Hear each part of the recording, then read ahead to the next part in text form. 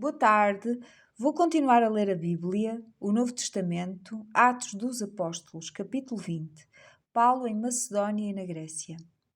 E depois que cessou o alvoroço, Paulo chamou a si os discípulos e, abraçando-os, saiu para ir à Macedónia. E, havendo andado por aquelas terras, exortando-os com muitas palavras, veio à Grécia. E passando ali 3 meses e saindo-lhe pelos judeus postas ciladas, como tivesse de navegar para a Síria, determinou voltar pela Macedónia. E acompanhou até à Ásia Sópater, de Bereia, e dos de Tessalónica, Aristarco, e segundo Gaio de Derbe, e Timóteo, e dos da Ásia, Tíquico e Trófimo. Estes, indo adiante, nos esperam em Troade. E depois dos dias dos pães ázimos, navegamos de Filipos e em 5 dias fomos ter com eles a Troade, onde estivemos 7 dias. Paulo em Troade. E no primeiro dia da semana, ajuntando-se os discípulos para partir o pão, Paulo, que havia de partir no dia seguinte, falava com eles.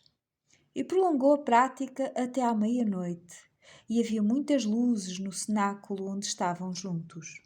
E estando um certo jovem por nome Eutico, assentado numa janela, caiu do 3º andar abaixo, tomado de um sono profundo que lhe sobreveio durante o extenso discurso de Paulo. E foi levantado morto. Paulo, porém, descendo, inclinou-se sobre ele e, abraçando-o, disse: Não vos perturbeis, que a sua alma nele está. E subindo e partindo o pão e comendo, ainda lhes falou largamente até a alvorada, e assim partiu. E levaram vivo o jovem, e ficaram não pouco consolados. Nós, porém, subindo ao navio, navegamos até Assos, onde devíamos receber a Paulo, porque assim o ordenara, indo ele por terra. E logo se juntou conosco em Assos, o recebemos e fomos a Mitilene. E navegando ali chegamos no dia seguinte de fronte de Quios, e do outro aportamos a Samos, e ficando em Trogílio, chegamos no dia seguinte a Mileto. Porque já Paulo tinha determinado passar ao largo de Éfeso, para não gastar tempo na Ásia. Apressava-se, pois, para estar, se lhe fosse possível, em Jerusalém no dia de Pentecostes. Discurso de Paulo aos anciãos de Éfeso. E de Mileto mandou a Éfeso a chamar os anciãos da igreja.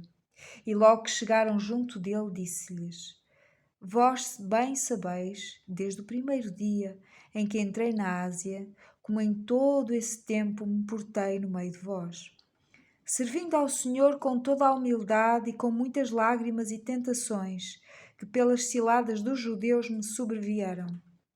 Como nada que útil seja, deixei de vos anunciar e ensinar publicamente e pelas casas, testificando tanto a judeus como a gregos o arrependimento para com Deus e a fé em nosso Senhor Jesus Cristo.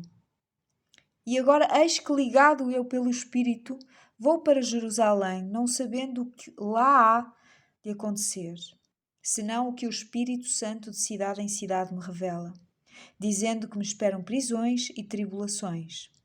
Mas de nada faço questão, nem tenho a minha vida por preciosa, contando que cumpra com alegria a minha carreira e o ministério que recebi do Senhor Jesus para dar testemunho do Evangelho da graça de Deus. E agora, eis que eu sei que todos vós, por quem passei pregando o reino de Deus, não vereis mais o meu rosto. Portanto, no dia de hoje vos protesto que estou limpo do sangue de todos, porque nunca deixei de vos anunciar todo o conselho de Deus. Olhai, pois, por vós e por todo o rebanho sobre que o Espírito Santo vos constituiu bispos, para apresentardes a Igreja de Deus que ele resgatou com o seu próprio sangue. Porque eu sei isto, que depois da minha partida entrarão no meio de vós lobos cruéis, que não pouparão o rebanho. E que dentre vós mesmos se levantarão homens que falarão coisas perversas, para atraírem os discípulos após si. Portanto, vigiai, lembrando-vos de que durante 3 anos não cessei, noite e dia, de admoestar com lágrimas a cada um de vós. Agora, pois, irmãos, encomendo-vos a Deus e à palavra da sua graça, a Ele que é poderoso para vos edificar e dar herança entre todos os santificadores. De ninguém cobicei a prata, nem o ouro, nem o vestuário. Sim, vós mesmos sabeis que para o que me era necessário a mim e aos que estão comigo estas mãos me serviram. Tenho-vos mostrado em tudo que, trabalhando assim, é necessário auxiliar os enfermos e recordar as palavras do Senhor Jesus que disse: mais bem-aventurada coisa é dar do que receber. E havendo dito isto, pôs-se de joelhos e orou com todos eles.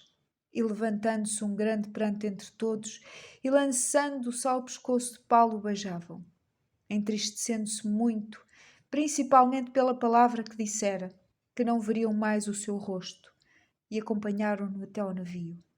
Capítulo 21. Paulo em Tiro, Tolmaida e Cesareia. Irei ler amanhã, se Deus permitir. Beijinhos, até amanhã.